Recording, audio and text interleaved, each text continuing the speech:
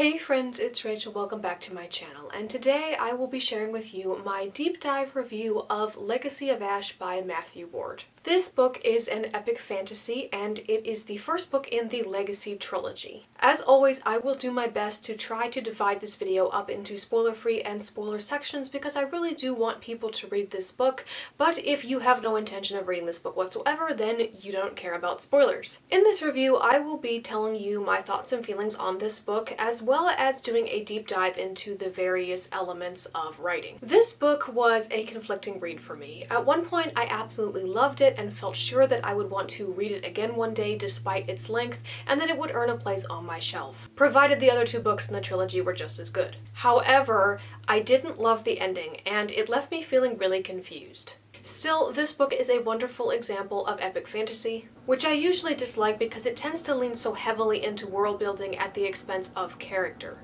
This book, fortunately, does not do that. The world is rich and complex, and so are its characters. So let us begin with the plot. What is this book about?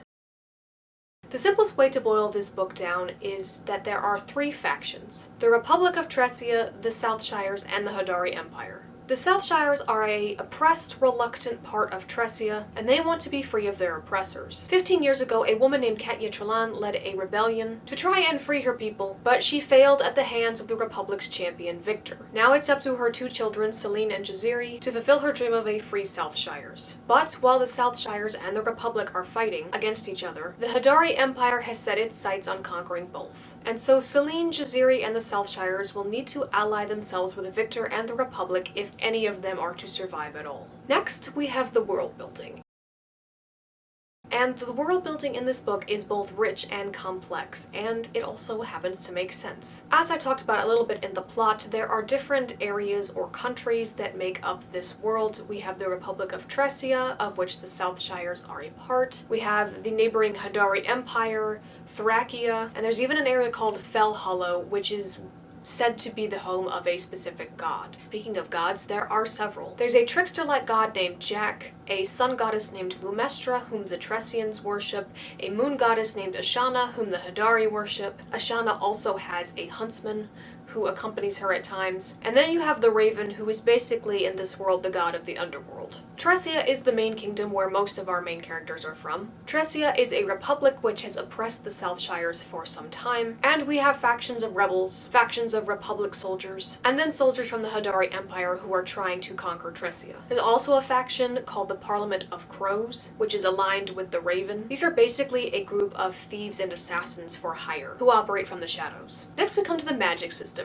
And this is the part of the book that I think confuses me the most, because it's never really explained in detail what the magic can or can't do and where it comes from. Some examples are obviously better established within the book than others. We do understand enough of the magic system to where it works. It didn't make me dislike the book, but I do wish that more had been explained, and at the beginning, of course, it makes sense that you don't want to overwhelm your readers with a bunch of information, especially in an epic fantasy, but this book is very long, and it had plenty of time to reveal more information to the readers about the magic system and how it works, and I kept waiting for that, and yet it never really came. The best that I can explain it is that light is good, dark is bad, and then the various gods within this world can bestow abilities or gifts upon whomever they choose. For example, Lumestra, the sun goddess's light, is used to power automatons called Krykens or Samarka. Krykens are giant bronze humanesque automatons, and Samarka are lions. Her religious followers use sun staves, which can summon searing heat, and then individuals can even be born with light inside of them, which can allow them to heal, although this last example is never really explored in depth. The moon goddess Ashana is even less explained. She gives her followers the ability to summon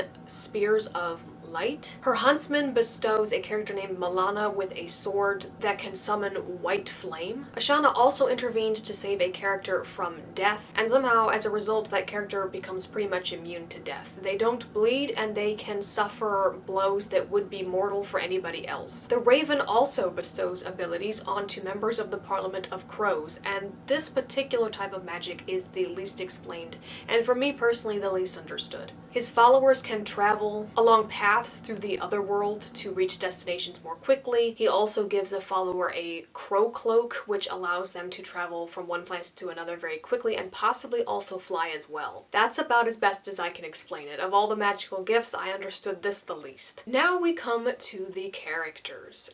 And I just want to mention really quickly that in the beginning of this book there is a list of all of the characters and their roles. If you find this kind of information really overwhelming right off the bat, I would just advise you to completely ignore it, because you will be introduced to each of these characters organically and you will learn who they are. First, we have Victor, the Republic's champion, who has a reputation for being more of a monster than a man. We later learn that that isn't true. There is a man beneath the monster who wants to do good and be better and see that justice is done. He has a shadow, which is darkness that he can summon and control. It's an ability that would mark him as a witch, and so in order to avoid being sent to the pyre, he has to keep it secret. I really liked Victor's character. I rooted for him, I wanted him to succeed, but there were a few instances near the end of the book where he kind of irritated me, and I grew a little annoyed with him. Then we have Celine, daughter of Katya, the woman who inspired the failed rebellion. Celine wants nothing more than to be free of her mother's legacy and live her own life. At first I thought Celine was pretty shallow for wanting this, but she grew into her role and changed and rose to the occasion. My only real complaint is that we didn't get enough of her in the story. I really liked the budding relationship between her and Victor. Jaziri, brother of Celine, wants nothing more than to fulfill his mother's legacy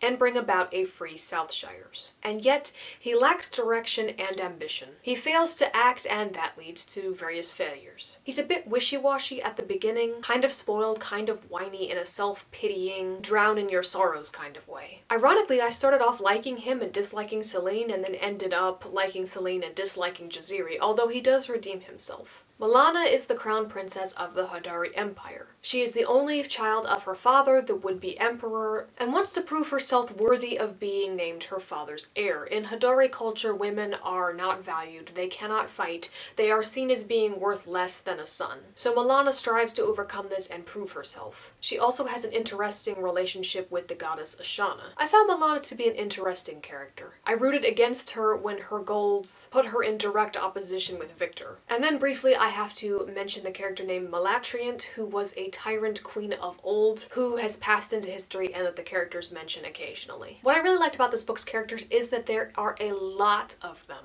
but none are neglected. We get scenes from many different characters' points of views, and that helps us understand them. Even if you don't like a character, they are fleshed out and you definitely understand where they're coming from. For example, the character of Abigail Kiridan is a conniving politician who is ruthless. The way she manipulates the other characters and sets them against each other is a work of art. It's morally reprehensible, but it's art all the same. Now we come to pacing.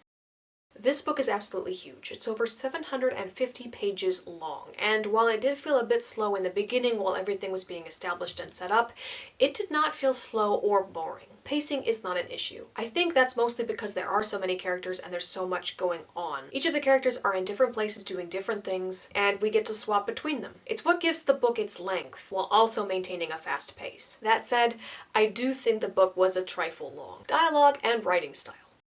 I don't really have a lot to say about the dialogue. I liked it well enough. I thought it was fine. I did enjoy the writing style, which is something I don't usually notice unless it's either really great or really bad and draws attention to itself, but I did enjoy the writing style here. I think having multiple short scenes within a chapter where we move between different characters was brilliant for this book, because it benefits both the characterization and the pacing. I'd also like to think I learned a bit about how to write battle scenes from this book. There's one section where a battle goes on for 60 some odd pages, and yet it's never boring. One continuous battle told from the perspective of multiple characters. And the short scenes give it this fast, breakneck pace. They kept me turning pages, desperate to know who wins. Despite going on for an extended amount of time, the battle was never boring to read about. And because the book makes you care about each of the characters involved, the stakes are even higher. Even if you end up rooting for one side over the other, you don't want any of them to lose. Okay, so that brings us to the end of the spoiler-free section. That is as much as I can say about this book without delving into spoilers. So if you do not want to be spoiled, use the timestamps below to skip this section or click off from the video. I loved this story. Absolutely loved it when it was about Tresia versus the Hadari Empire. That was a normal struggle I could relate to and understand, involving humans and some magic. Two kingdoms fighting for different causes. The Hadari are fighting to stake their claim on the Republic and thus the Hadari throne as well, and Tresia is fighting to remain free, which is a struggle that the Southshires can definitely relate to. However, unfortunately, the conflict doesn't stay that way. The Hadari are eventually routed through great cost and effort by the Tresians and are forced to retreat. The battle itself awakens Malatriant, the tyrant queen of old that I mentioned. Everyone believed her to be defeated and gone, but it turns out she was merely trapped below ground in a maze. And the forces unleashed during the battle and the desperation to secure victory awoke her. Malatriant ends up taking over a town in Tresia, near where the battle with the Hadari took place, and she somehow possesses the townspeople. I don't know how she's able to do this exactly. She talks a lot about the dark, as if it's a living thing, about how the dark is basically eternal, how it's stronger than the light, and how the dark is in everyone and we will all be one in the dark. Anyway, Malatria wants Victor to be her heir because he has a piece of the dark inside of him. That's how he's able to summon his shadow, and where his magic comes from. Initially, he refuses to give her what she wants, but she threatens him, saying that if you refuse the power that I and the dark offer, I'll just destroy the whole world. But if you accept, with the power that I offer, you might have the ability to shape the world however you want it to be. So Victor accepts her offer. And then backup arrives and he changes his mind and realizes this is a bad idea. And this is what I meant when I said I was a little annoyed at Victor. He seeks to do good, so much so to the point where he becomes a little martyr-like. Self-destructive, self-flagellating almost, in the way that he views what he thinks needs to be done at any given moment. He changes his mind constantly. He is indecisive about what needs to be done. But invariably, whatever he decides must be done involves punishing himself in some way because he believes that he deserves it because of all of the terrible things that he thinks he's done. And one of the things that he uses to punish himself is Selene and his love for her. He wants to go after her, to protect her, to keep her safe. He wants to choose love over duty just once in his life, but he can't bring himself to do it. Not even once. So it kind of comes across as, I love Selene, but I have to sacrifice myself for the greater good of the whole world, and she will understand. And this martyr-like mindset that Victor has, this willingness to sacrifice himself, is completely unnecessary most of the time. He's really dramatic about it, and he doesn't need to be. This ties into why I didn't like the ending. Why I was left so confused. At the end of the book, Victor orders the town and its townspeople to be burned up because Malatriant has possessed them and they're not really there anymore. They're just empty shells, zombies. They're not going to come back. So the only way to eliminate all of this is to just burn it all down. We don't see what happens to Selene during this. Earlier in the book, Victor's shadow, the darkness within himself, senses some of Malatriant's darkness in Selene, but she's not, so far as we know, possessed by Malatriant like the townspeople are. Victor uses his shadow to remove the darkness from Selene before it can spread and possess her, like it did the others. After the town is burned, Victor tells Jaziri, Selene's brother, that she has died. How? We don't know, because we neither see it happen nor does he tell Jaziri how she died. Or if he does, we the reader don't get to see it. Victor takes the blame for the destruction on the town and the people who live there and goes off on his own. In the forest, he finds Selene where he left her, and he tells her that he wishes she would let him tell Jaziri the truth. Selene tells Victor that it's better this way because Jaziri would always see her live under the shadow of their mother's legacy and be a Trellan, and she doesn't want that for herself. However, where this confuses me is that Milana, the Hadari crown princess, follows Victor into the forest and she hears him talking to someone, but when she looks, there's no one there. There is no Selene standing there that she can see, only Victor. And so I'm just like, is Selene dead or not? What happened? What is Victor seeing if Selene is dead? Is it her ghost? Is it somehow Malatriant's doing? Some figment of Victor's imagination that the Tyrant Queen has conjured? And the answer is, we just don't know.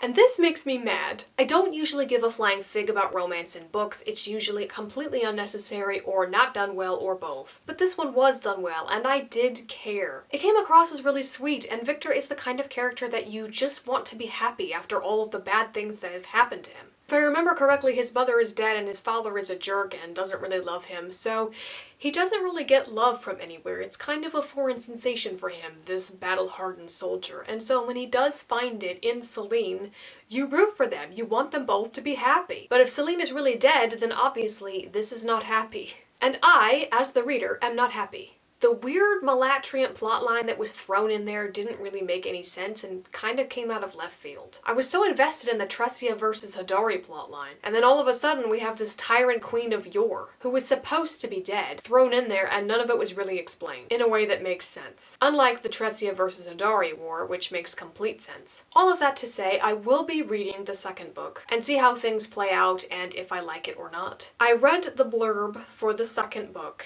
and it does not mention Selene once, which does not bode well. But I did still like Legacy of Ash. I think it's an amazing example of epic fantasy done right, and I do encourage people to read it. The story took a turn at the end that I wasn't expecting, and that I didn't enjoy as much as I had the rest of the book up until that point. And so I didn't love it as much as I thought I would. So there you have it. Those are my thoughts and feelings on Legacy of Ash by Matthew Ward. If you have read this book, please let me know in the comments what you thought of it. If you enjoyed this video, feel free to leave a like, comment, and subscribe so you don't miss out on any future content.